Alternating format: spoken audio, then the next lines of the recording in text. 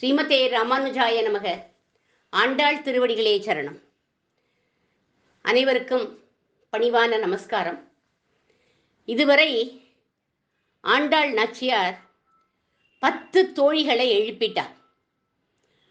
தோழிகள் புடைசூழ கண்ணனையும் புடைசூழ கண்ணனுடைய திருமாளிகைக்கு வந்துருக்கா. திருமாளிகை வாசல்ல வந்து நிற்கிறா. காவலாளிகளை முதல்ல எழுப்புறா. இந்த 16வது பாசுரத்தில் அந்த காவலாளிகளை எப்படி எழுப்புறா பார்க்கலாம். நாயகனாய் நின்ன நந்தகோபனுடைய கோயில் காப்பானே, கொடித்தோன்னும் தோரணவாயில் காப்பானே, மணிக்கதவம் தாழ் திறவாய் ஆயர் சிறுமியரோமுக்கு அரைபரைமாயன் மணிவண்ணன் நென்னலே வாய் நேர்ந்தான், தூயோமாய் வந்தோம் துயிலழப்பாடுவான், வாயால் முன்னம் மாத்தாதே அம்மா, நீனே நிலைக்கதவம் நீக்கேலோர் எம்பாவாய். இந்த பாசுரத்துல சொல்றா, வாயால் முன்னம் மாற்றாதே அம்மா அப்படிங்கிறது தான் இந்த பாசுரத்தினுடைய அறிவுரை. என்ன அர்த்தம் இதுக்கு அப்படின்னா, எங்களை உள்ள விட முடியாதுன்னு நீ உன்னுடைய வாக்கால சொல்லாதப்பா, எப்பவுமே நல்ல வார்த்தைகளைத்தான் பேசணும் அப்படிங்கிற மெசேஜ் கொடுக்குறா ஆண்டாளிங்க.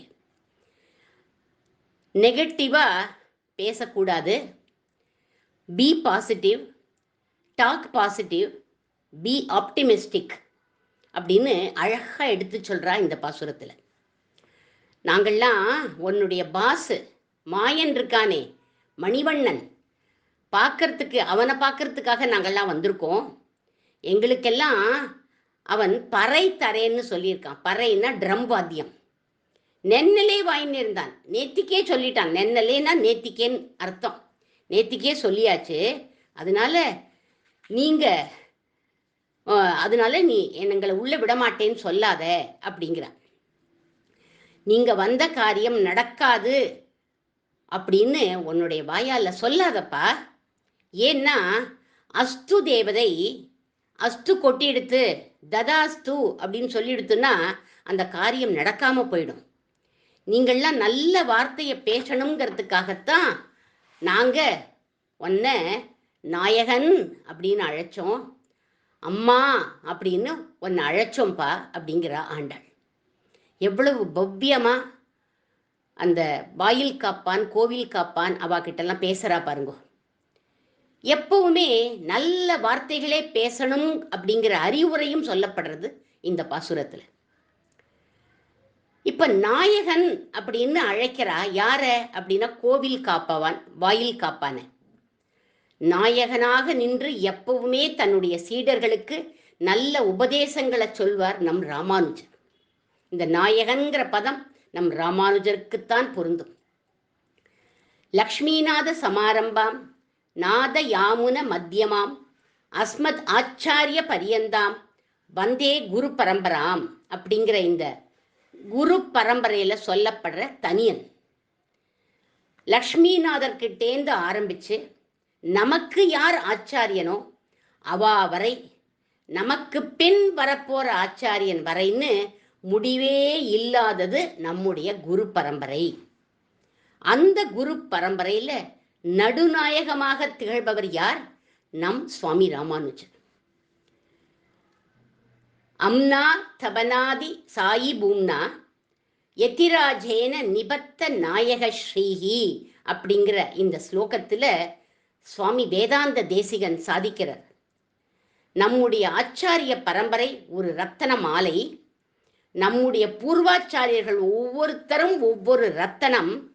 அந்த ரத்தன மாலைக்கு நாயக மணியாக விளங்குபவர் யார் அப்படின்னா நம்முடைய பாஷ்யக்காரர், நம்முடைய ராமானுஜர். இவருக்கு முன்னால இருக்கும் இவருடைய ஆச்சாரிய புருஷர்கள் இவருடைய திருமுடி சம்பந்தத்தாலும், இவருக்கு பின்னால் வரும் ஆச்சாரிய புருஷர்கள் இவருடைய திருவடி சம்பந்தத்தாலும் மோட்சம் அடைவார்கள். ஆச்சாரிய பரம்பரைக்கே இவரால் தான் பெருமை அப்படின்னு அவர் சொல்றார், தேசிகர் சொல்றார். இப்பேற்பட்ட பெருமை வாய்ந்த நாயகன் ஒரு மாயன். மாயன் மணிவண்ணன் நென்னலே வாய் நேர்ந்தான்னு சொன்னா இல்லையா, அந்த மாயன்கிற பதம் நம்ம ராமானுஜருக்கும் பொருந்தும். எப்படி பொருந்துறது அப்படின்னா, ஒரு சின்ன நிகழ்ச்சியை பார்க்கலாம். காது கேட்காத, வாய் பேசாத ஒரு ஊமையனுக்கு தன்னுடைய திருவடி சம்பந்தத்தினால மோட்சம் அளிச்சாராம் ராமானுஜர். ஒரு ஊமை பையன் உடையவருக்கு பாத சேவை பண்ணிட்டு இருந்தான். கதவை தாழ்பால் போட்டிருந்தது. அந்த சமயம் பாஷ்யக்காரரை சேவிக்க வந்த கூரத்தாழ்வார் சாவி துவார வழியா, இடுக்கு வழியா பார்த்தார். இந்த ஊமையன் ராமானுஜருக்கு பாத சேவை பண்ணிட்டு இருக்கிறத பார்த்தார். உடனே நினைச்சுக்கிறார், நாம ஏன் 4 சாஸ்திரம் எல்லாம் படித்தோம் அப்படின்னு வருத்தப்பட்டார். என்ன இந்த ஊமையன் பண்ணின, ஏன்னா இந்த ஊமையன் பண்ணின பாக்கியத்தை நாம பெறலையே, இவன் இப்படி ஒரு அபிமான பாத்திரமா ஆயிட்டானே ராமானுஜருக்கு அப்படின்னு நினைச்சுக்கிறார். வித்வான்கிற கௌரவத்தோட நம்மளை பார்க்கிறார் ராமானுஜர். வாத்சல்யம் நம்ம கிட்ட பூரணமா வரலையே அப்படின்னு அங்கலாய்க்கிறார் கூரத்தாழ்வான். பெரியவாள்லாம் சொல்றா, அந்த ஊமையன் யார் தெரியுமா? அர்ஜுனன் தான் அந்த ஊமையன். அர்ஜுனன் 2 தடவை கண்ணனிடத்துல கீதை உபதேசம் கேட்டான். கண்ணா எனக்கு புரியலை அப்படின்னு விட்டான். அதுக்கு கண்ணபிரான் சொல்ற, நன்னா உனக்கு புரியணும் அப்படின்னா ஆச்சாரியனை போய் அடைஞ்சு தெரிஞ்சுக்கோ, அவர் பூரண ஞானத்தை உனக்கு கொடுத்துடுவார் அப்படின்னு கண்ணபிரான் சொன்னார். கண்ணபிரான் வைகுண்டத்துக்கு எழுந்தருளிட்டார். அதுக்கப்புறம் ஆழ்வார்கள்லாம் அவதாரம் பண்ணினா. அதுக்கப்புறம் ராமானுஜர் அவதாரம் பண்ணார். இவர்கிட்ட ஊமையனா வந்தான் அர்ஜுனன். இவருக்கு பாத சேவை பண்ணி நல்ல கதியை அடைஞ்சான் அப்படின்னு சொல்வார்கள். கண்ணபிரான நேரடியா பார்த்த அர்ஜுனன் கூட ராமானுஜர் திருவடிகள்ல சரணடைஞ்சு நல்ல கதியை அடைஞ்சான். இப்பேற்பட்ட அதிசயத்தை பண்ணார் நம் ராமானுஜர். அதனால நம் ராமானுஜர் ஒரு மாயன் அப்படின்னு சொல்றோம். இந்த மாயனை பார்த்த மாத்திரத்திலேயே, தரிசன மாத்திரத்திலேயே அவர் பேர்ல நம்ம எல்லாருக்கும் ஒரு பிரேமை வந்துடும் அப்படிங்கிறார் அமுதனார் ஒரு நூற்றந்தாதி பாசுரத்துல. கண்டு கொண்டேன் எம் ராமானுஜன் தன்னை காண்டலுமே தொண்டு கொண்டேன், அவன் தொண்டர் பொன் தாளில் என் தொல்லை வெண்ணோய் விண்டு கொண்டேன், அவன் சீர் வெள்ள வாரியை வாய்மடுத்து இன்று உண்டு கொண்டேன், இன்மை உற்றன ஓதில் உலப்பில்லையே. இந்த பாசுரத்துல சொல்றார் அமுதனார், ராமானுஜரை கண்ட மாத்திரத்துல அவர் பேர்ல நமக்கெல்லாம் பிரியம் வந்துடும், அவர் பேர்ல நமக்கு ஒரு பக்தி வந்துடும்.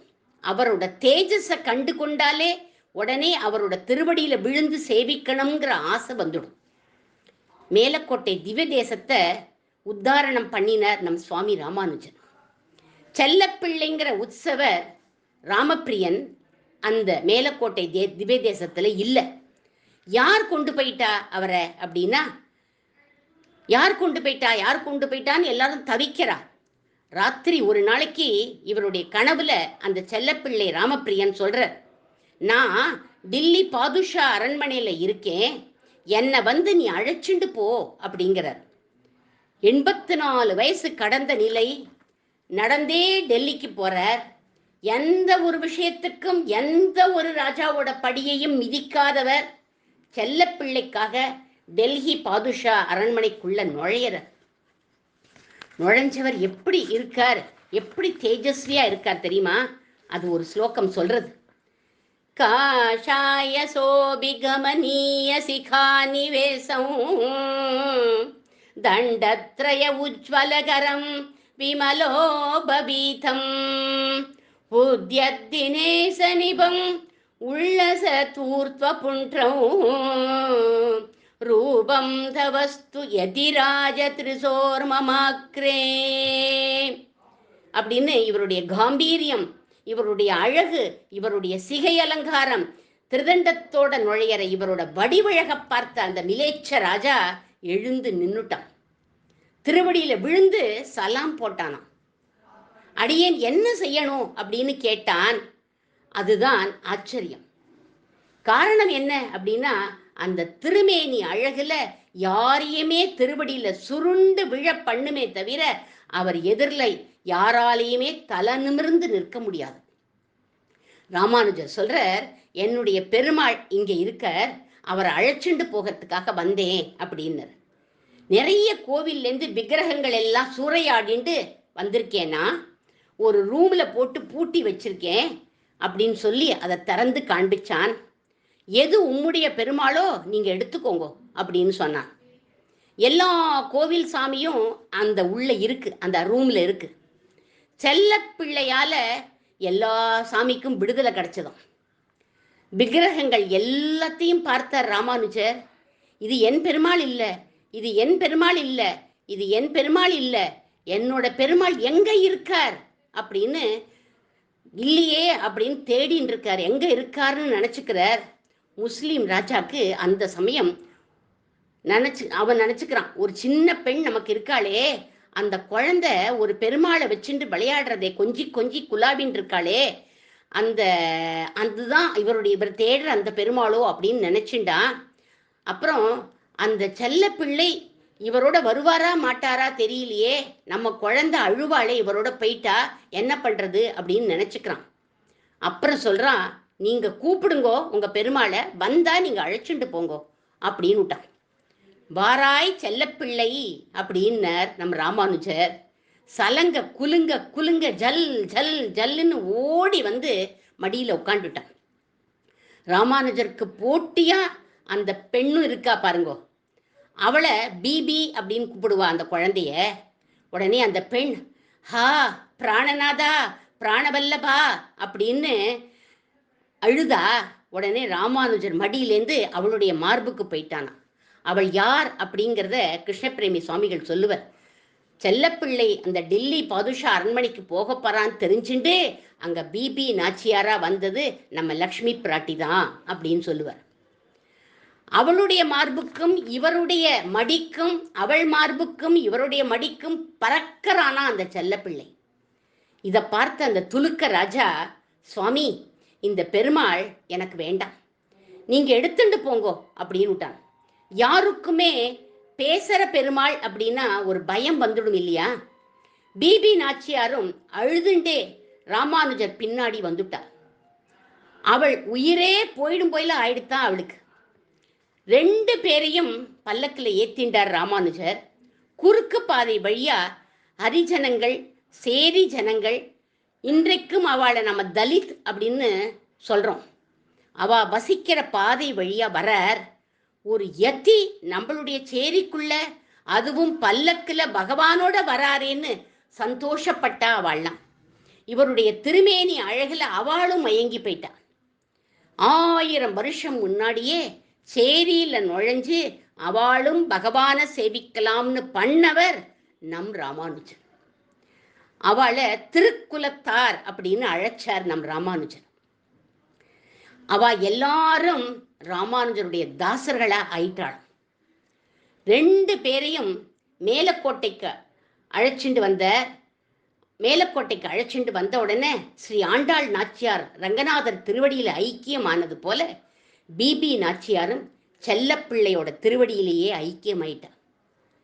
கண்டு கொண்டேன் என் ராமானுஜன் தன்னை காண்டலுமே தொண்டு கொண்டேன். ராமானுஜரை பார்த்ததுமே ஏதாவது கைங்கரியம் பண்ணணும்னு, அவர்கிட்ட எப்படி அணுகலாம்னு ஆசை தானா உண்டாயிடும் அப்படிங்கிறார் இந்த 102 பாசுரத்துல. தரிசன மாத்திரத்திலேயே நம்மளுடைய நிலை மறந்து போயிடும். அப்படி நிலை மறந்தார் யாரு? டெல்லி பாதுஷா, அந்த முஸ்லீம் ராஜா. செல்லப்பிள்ளையும் பிபி நாச்சியாரோட ராமானுஜர் பின்னாடியே வந்துட்டார்கள். தரிசன மாத்திரத்துல பெருமாளே வந்துட்டார். அப்படி ஒரு திருமேனி அழகு நம் ராமானுஜருக்கு. ஆண்டாள் இந்த பாசுரத்துல சொன்ன அறிவுரை என்ன? நல்ல வார்த்தைகளையே பேசணும் அப்படின்னு சொன்னா, ஜாதி மத பேதம் பார்க்காம நம் ராமானுஜரும் எல்லாரிடத்திலும் ஹிதமாக பேசி பழகி எல்லாரையும் ராமானுஜ தாசர்களாக மாற்றின தேஜஸ்வியான ஒரு மகான் நம் ராமானுஜர். மதத்தில் புரட்சி செய்த மகான் நம் ராமானுஜர் அப்படின்னு சொல்லி இருவருக்கும் மங்களம் பாடி அமைகிறேன். ஆண்டாள் திருவடிகளே சரணம். கண்டு கொண்டேன் எம்மிராமானுசன் தன்னை காண்டலுமே தொண்டு கொண்டேன் அவன் தொண்டர் பொற்றாளில் என் தொல்லை வெண்ணோய் விண்டு கொண்டேன் அவன் சீர் வெள்ளவாரியை வாய் மடுத்து இன்று உண்டு கொண்டேன் இன்னம் உற்றனவோதில் உலப்பில்லையே.